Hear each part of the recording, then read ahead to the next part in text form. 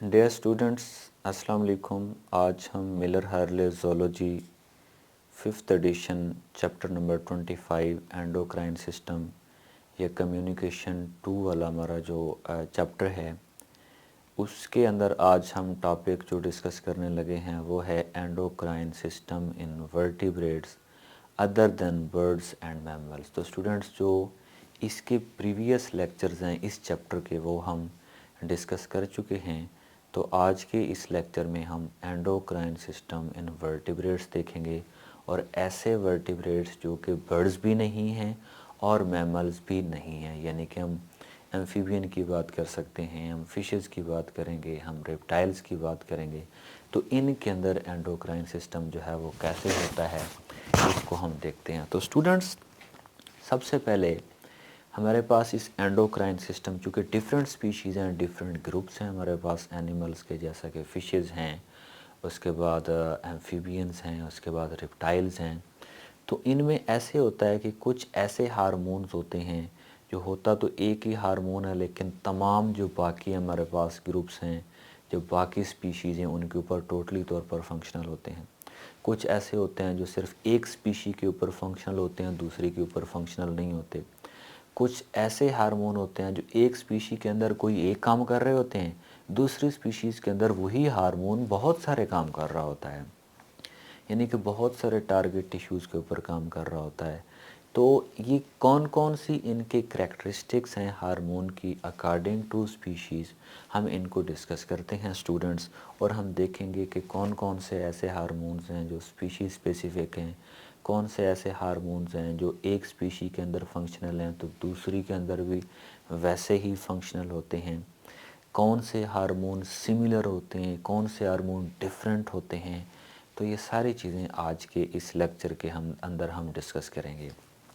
तो सबसे पहले स्टूडेंट्स, हम करेक्टरिस्टिक्स ऑफ हार्मोन्स देखते हैं कि according to species, different species जो हार्मोन्स हैं उनके करेक्टरिस्टिक्स कौन से हैं। तो सबसे पहली बात स्टूडेंट्स, वो कहता है कि जो हमारे पास हार्मोन्स होते हैं ये सिमिलर होते हैं, यानी कि आम तौर पर इनके अंदर सिमिलैरिटीज़ पाई जाती है, लेकिन इनके अंदर डिफरेंसेस भी एग्जिस्ट करते हैं। तो इसीलिए उसने कहा है कि सिमिलर बट डिफरेंसेस क्या करते हैं, इनके अंदर एग्जिस्ट करते हैं। यानी कि सिमिलैरिटीज़ भी होती हैं हार्मोन्स के अंदर, और ऐसे भी हार्मोन्स होते हैं जिनके अंदर डिफरेंसेस भी मौजूद होते हैं।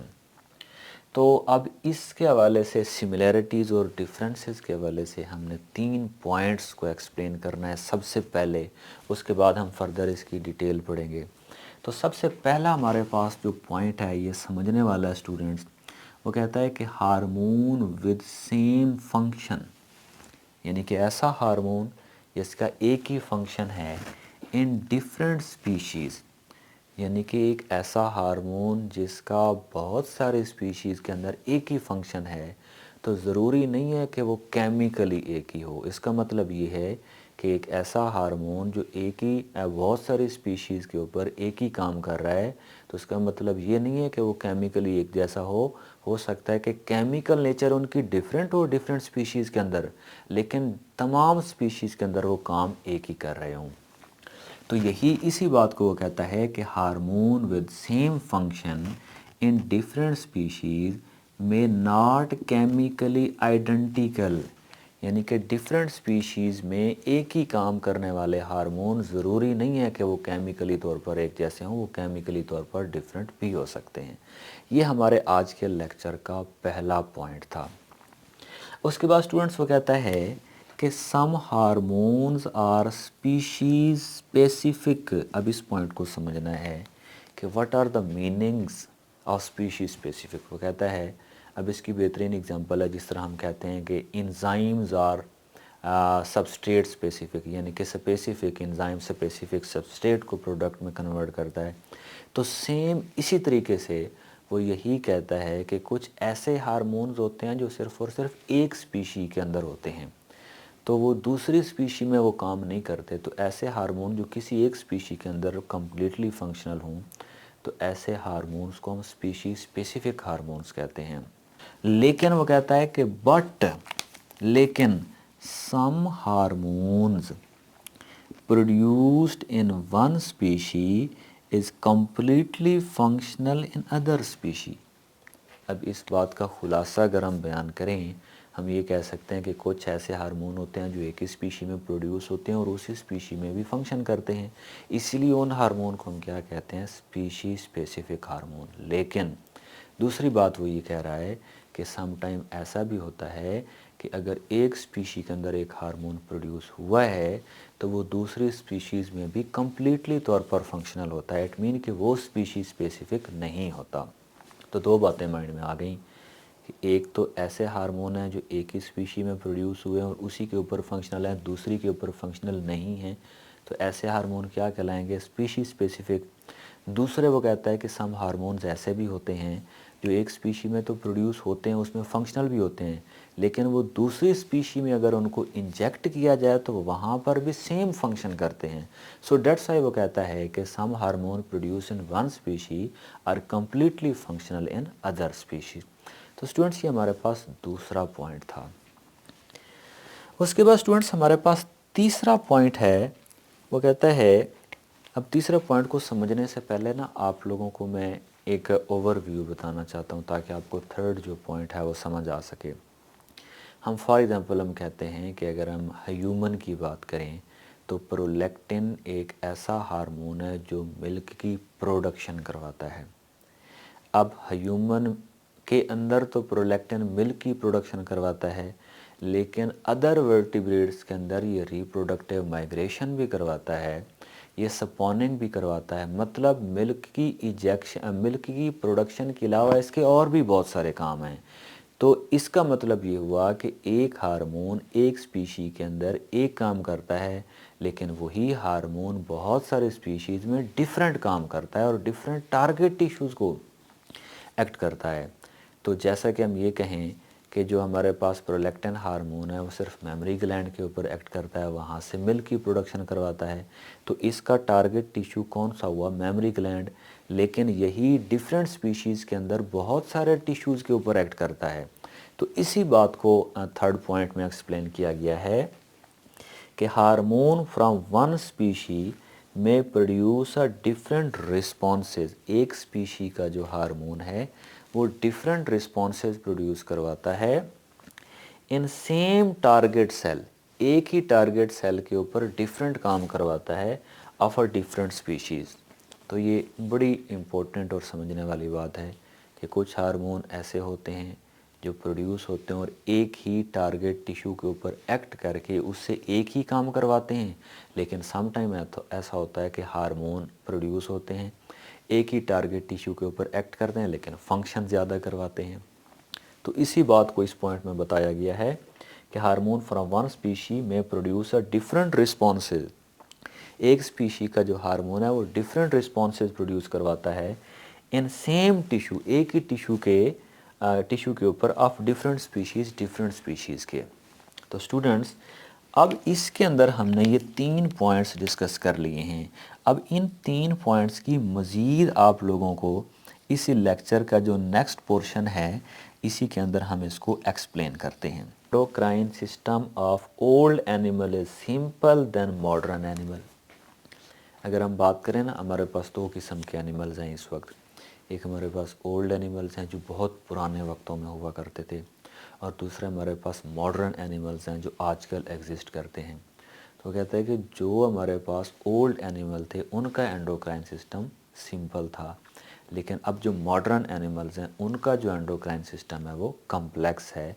यानी कि ओल्डर का सिंपल है, आजकल जो हमारे पास मॉडर्न एनिमल्स हैं उनका एंडोक्राइन सिस्टम कम्प्लेक्स है। अब हम देखते हैं एग्जाम्पल्स के हवाले से कि कौन जो हमारे पास vertebrates other than birds and mammals हैं उनमें कौन कौन से हार्मोन कौन कौन सा फंक्शन करते हैं। तो ये हमारे पास सारी क्या चीज़ आएगी, एग्जाम्पल आएंगी। तो हम एग्जाम्पल में डिस्कस करते हैं। वो कहता है कि हमारे पास एक हार्मोन है प्रेजेंट इन एनिमल्स। अच्छा, हमारे पास कुछ ऐसे हार्मोन्स होते हैं जो एनिमल, बाकी एनिमल्स के अंदर तो प्रेजेंट होते हैं लेकिन फिशेस के अंदर एब्सेंट होते हैं। तो यही बात उसने की है कि some hormone present in animals are absent in fishes, यानी कि कुछ ऐसे हार्मोन्स हैं जो बाकी एनिमल्स में पाए जाते हैं, फिशेज़ में नहीं होते। तो इसी के साथ साथ वो कहता है कि जो फिशेज़ हैं इनके अंदर क्या होता है। अब देखें ना, हमारे पास डिफरेंट ग्लैंड्स हैं, डिफरेंट हार्मोन्स प्रोड्यूस करते हैं एनिमल्स के अंदर। वो कहता है कि जो बाकी एनिमल्स में, बाकी मैमल्स के अंदर जो एंडोक्राइन ग्लैंड्स होते हैं, जो हार्मोन्स होते हैं, वो मैमल्स में तो होते हैं लेकिन फ़िशेज़ में नहीं होते। लेकिन फ़िशेज़ में कौन कौन से हार्मोन्स होते हैं और कौन कौन सी स्ट्रक्चर ऐसी हैं जो हार्मोन को प्रोड्यूस करवाती हैं, उनको हम देखते हैं। अब स्टूडेंट्स, यहाँ पर जो इम्पोर्टेंट चीज़ है वो ये है कि फ़िशेज़ के अंदर ब्रेन और स्पाइनल कार्ड, ये दो ऐसी चीज़ें हैं जो डिफरेंट हार्मोन प्रोड्यूस करवाती हैं। तो फ़िशेज़ में ब्रेन और spinal cord different hormone produce करते हैं। सबसे पहले हम पढ़ते हैं कि जो ब्रेन है वो कौन से हार्मोन प्रोड्यूस करता है। तो हमारे पास एक हेडिंग है हार्मोन्स ऑफ ब्रेन, के फ़िशेज़ के अंदर जो ब्रेन है वो कौन से हार्मोन प्रोड्यूस करता है। तो ब्रेन में एक पार्ट होता है जिसका नाम है पाइनियल ग्लैंड। अब सबसे पहले हम पाइनियल ग्लैंड के हार्मोन देखेंगे कि वो कौन कौन से होते हैं। तो सबसे पहला पाइनियल ग्लैंड जो हार्मोन प्रोड्यूस करते हैं उन्हें सिंपली हम न्यूरोपेप्टाइड्स कहते हैं। अब वो कहता है कि ये जो न्यूरोपेप्टाइड्स होते हैं फ़िशेज़ के अंदर, इन न्यूरोपेप्टाइड का क्या फंक्शन होता है। वो कहता है ये न्यूरोपेप्टाइड इंक्रीज़ कर देते हैं पिगमेंटेशन को। अब यहाँ पर इम्पोर्टेंट चीज़ है जो समझने वाली है कि पिगमेंटेशन क्या होती है। बॉडी के ऊपर जो कलरेशन होती है, जो कलर्स की प्रोडक्शन होती है, उसे पिगमेंटेशन कहा जाता है।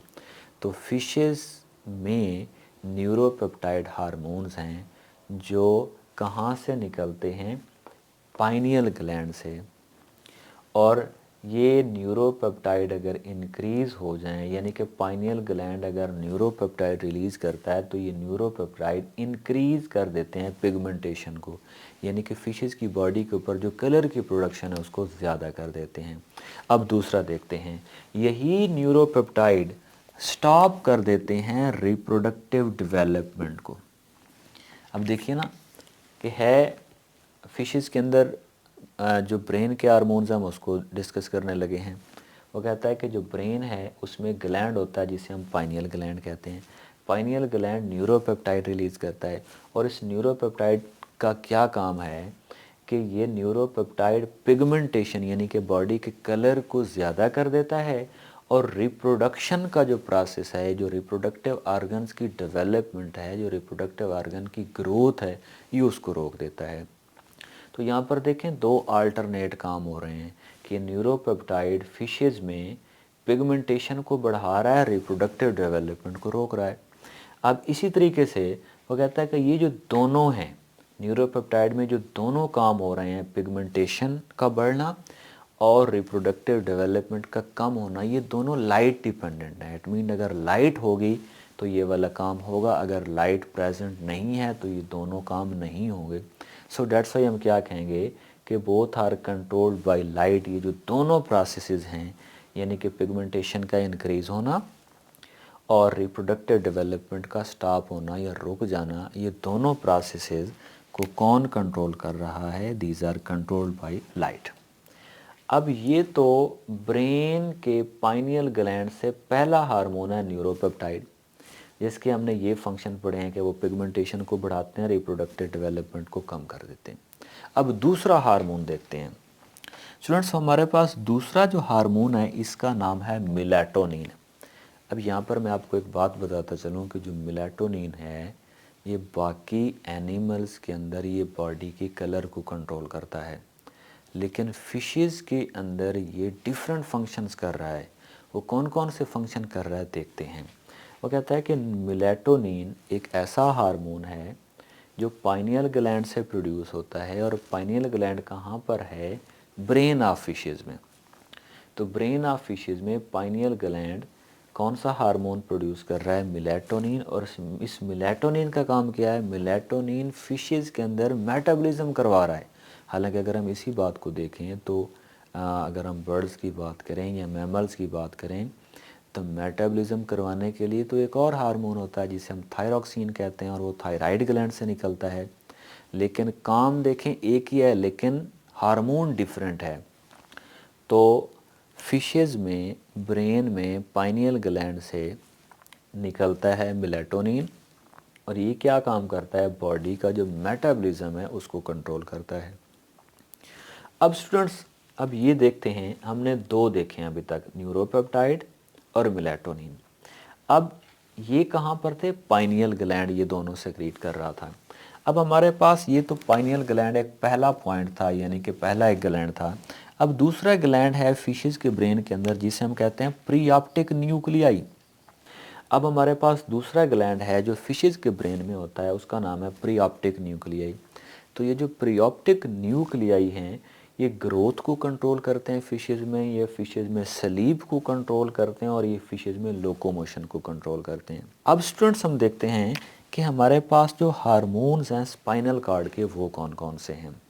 तो बड़ी इम्पोर्टेंट बात बताने लगा हूँ स्टूडेंट्स, फिशेस का जो स्पाइनल कार्ड है उसका जो टेल एंड है वहाँ पर एक ग्लैंड होता है, उसे हम क्या कहते हैं, यूरोफाइसिस कहते हैं। ये जो यूरोफाइसिस है ये हार्मोन निकालता है, और इस यूरोफाइसिस के जो हार्मोन्स होते हैं वो बॉडी में ओस्मो रेगुलेशन करवाते हैं। अब स्टूडेंट्स हमें पता है कि ओस्मो रेगुलेशन क्या होती है, कि बॉडी के अंदर साल्ट और वाटर को बैलेंस करना ओस्मो रेगुलेशन कहलाता है।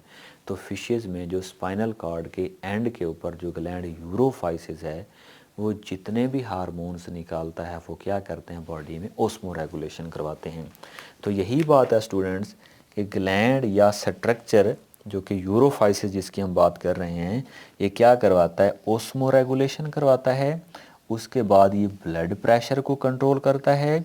उसके बाद ये स्मूथ मसल जो बॉडी के अंदर होते हैं उसकी कंट्रैक्शन को कंट्रोल करता है। तो स्टूडेंट्स अब हम देखते हैं कि ये हमारे पास जो मेलाटोनिन है ये और कौन कौन से काम करता है डिफरेंट स्पीशीज़ के अंदर। अब हम कहते हैं ना कि डिफरेंट स्पीशीज़ के अंदर एक ही हार्मोन डिफरेंट फंक्शन कर रहा होता है, डिफरेंट टारगेट टिश्यूज़ को टारगेट कर रहा होता है। तो इसी की बात जो स्टूडेंट्स हम देखने लगे हैं, हमारे पास हेडिंग है effect of melatonin on fishes, amphibians and reptiles. यानी कि इसी मेलाटोनिन का फंक्शन हम फिशेस के ऊपर भी पढ़ेंगे, इसी का हम रेप्टाइल्स और बर्ड्स के ऊपर भी, रेप्टाइल्स और हमारे पास जो एम्फीबियंस हैं उनके ऊपर भी कौन सा फंक्शन हम पढ़ेंगे। अच्छा, कुछ फिशेस के अंदर तो मेलाटोनिन मेटाबॉलिज्म को कंट्रोल कर रहा है, लेकिन बहुत सारी ऐसी फिशेस भी हैं जिनके अंदर यही जो मेलाटोनिन है वो मेटाबॉलिज्म को कंट्रोल नहीं करेगा, बल्कि इसके साथ साथ कुछ और फंक्शन भी करेगा। वो कौन कौन से फंक्शन हैं, वो कहता है कि यही मेलाटोनिन जो है जो कि प्रोड्यूस होता है पाइनियल ग्लैंड से, ये कंट्रोल करता है वेरिएशन इन स्किन कलर। क्योंकि फिशेस के अंदर तो ये क्या कर रहा है, स्किन कलर को कंट्रोल कर रहा है। जबकि यहाँ पर देखें तो कुछ फिशेस के अंदर जो कलरेशन है वो पाइनियल ग्लैंड कंट्रोल कर रहा है, लेकिन कुछ फिशेस के अंदर जो मेलाटोनिन मेटाबॉलिज्म तो करवा ही रहा है लेकिन उसके साथ साथ बॉडी के कलर को भी कंट्रोल कर रहा है। अब वो कहता है कि अब अगर हम ऐसा करें कि एक स्पीशी में से हार्मोन को निकालें, उसी हार्मोन को किसी दूसरी स्पीशी के अंदर इंजेक्ट करें, तो उसका भी सेम फंक्शन होता है जैसा कि पहली स्पीशी में हो रहा होता है। तो यही बात वो यहाँ पर वो कहता है, injection of hormone in different species. यानी कि अगर हम एक स्पीशी से हार्मोन ले लें, उसको डिफरेंट स्पीशीज़ के अंदर इंजेक्ट कर दें, तो फिर क्या होता है, इसी को हम देखने लगे हैं। वो कहता है कि injection of hormone of one species into another species show the dramatic colour changes. वो कहता है कि अगर हम एक स्पीशी से हार्मोन ले रहे हैं, उसको दूसरी स्पीशीज़ के अंदर हम क्या कर दें, इंजेक्ट कर दें, तो उसके अंदर भी वो बड़ी ड्रामेटिक किस्म की कलर चेंजेस प्रोड्यूस करता है। तो इसका मतलब ये है कि एक हार्मोन जो एक स्पीशी के अंदर काम कर रहा है वो दूसरी स्पीशीज़ के अंदर भी वही काम कर सकता है। तो इसीलिए उसने कहा है कि injection of hormone of one species into another species show the dramatic colour change. यानी कि अगर एक के अंदर वो कलर चेंज, एक स्पीशी के अंदर अगर वो कलर को चेंज करवा रहा है, तो उसी से वही हार्मोन निकालें दूसरी स्पीशीज़ में डाल दें, तो उनके अंदर भी वही ड्रामेटिक यानी कि बड़ी तेज़ी से शॉकिंग वे में वो भी क्या करेगा, वही कलर चेंज करेगा। तो इसका मतलब ये हुआ कि एक हार्मोन अगर एक स्पीशी में काम कर रहा है तो वो दूसरी स्पीशी के अंदर भी वही काम कर सकता है। अब इसका मतलब है कि ये जो एक स्पीशी के अंदर एक काम कर रहा है और वही काम दूसरी स्पीशीज़ के अंदर कर रहा है, तो मतलब ये है कि उस हार्मोन के अंदर सिमिलैरिटी मौजूद है। तो इसी को हमने लिखा है कि this show the chemical similarity. ये चीज़ हमें वाज़े करती है कि इनके अंदर क्या है, केमिकल सिमिलैरिटी है। उसके बाद स्टूडेंट्स, इसी प्रोलैक्टिन हार्मोन की हम पहले बात कर रहे थे, तो इसी को हम एक्सप्लेन करते हैं। वो कहता है कि एक्चुअल में तो ये फंक्शन करता है किसकी, प्रोडक्शन ऑफ मिल्की मैमल्स में, यानी कि प्रोलैक्टिन हार्मोन मैमल्स में मिल्क की प्रोडक्शन करवाता है। तो बाकी एनिमल्स में यही प्रोलैक्टिन कौन कौन से फंक्शन करता है, इसको देखते हैं। वो कहता है रिप्रोडक्टिव माइग्रेशन करवाता है सैलमेंडर में। बात को समझिएगा, मैमल्स में प्रोलैक्टिन हार्मोन मिल्क की प्रोडक्शन करवाता है, जबकि सैलमेंडर्स में यही प्रोलैक्टिन हार्मोन रिप्रोडक्टिव माइग्रेशन करवाता है। बात ये है कि रिप्रोडक्टिव माइग्रेशन क्या होती है। तो डियर स्टूडेंट्स, ऐसा होता है कि कुछ ऐसे एनिमल्स होते हैं जो अपनी लाइफ का बहुत सारा हिस्सा एक जगह पर गुजारते हैं, लेकिन वो जिस जगह पर रह रहे होते हैं रिप्रोडक्शन करने के लिए वो जगह उनके लिए फिट नहीं होती। तो फिर उनको उस जगह से मूव करके किसी दूसरी जगह जाना पड़ता है जहाँ पर वो आसानी से रिप्रोड्यूस कर सकें। तो वो एक जगह को छोड़कर रिप्रोडक्शन के लिए जब वो दूसरी जगह जाते हैं तो इसे हम रिप्रोडक्टिव माइग्रेशन कहते हैं। तो ये रिप्रोडक्टिव माइग्रेशन कौन कंट्रोल कर रहा है, प्रोलैक्टिन कर रहा है। किन के अंदर, एम्फीबियंस में, रेप्टाइल्स में और फिशेस में। इनके अंदर हम इसका इफेक्ट देख रहे हैं। तो इनमें से एम्फीबियन की एक ग्रुप है, मेंबर है, जिसे हम कहते हैं सैलमेंडर। तो सैलमेंडर के अंदर प्रोलैक्टिन रिप्रोडक्टिव माइग्रेशन करवाता है। उसके बाद ब्रूडिंग बिहेवियर। अच्छा, ब्रूडिंग बिहेवियर क्या होता है, अंडे देने वाला बिहेवियर जो होता है, या जो अपने बच्चे होते हैं, जो ऑफस्प्रिंग्स होते हैं, उनकी केयर करने वाला जो बिहेवियर होता है उसे ब्रूडिंग बिहेवियर कहते हैं। तो यही प्रोलैक्टिन हार्मोन फिशेस के अंदर ये ब्रूडिंग बिहेवियर कंट्रोल करता है। यही प्रोलैक्टिन हार्मोन मरीन फिशेस के अंदर ओस्मो रेगुलेशन करवाता है, यानी कि हार्मोन एक ही है, डिफरेंट स्पीशीज़ के अंदर वो काम डिफरेंट कर रहा है।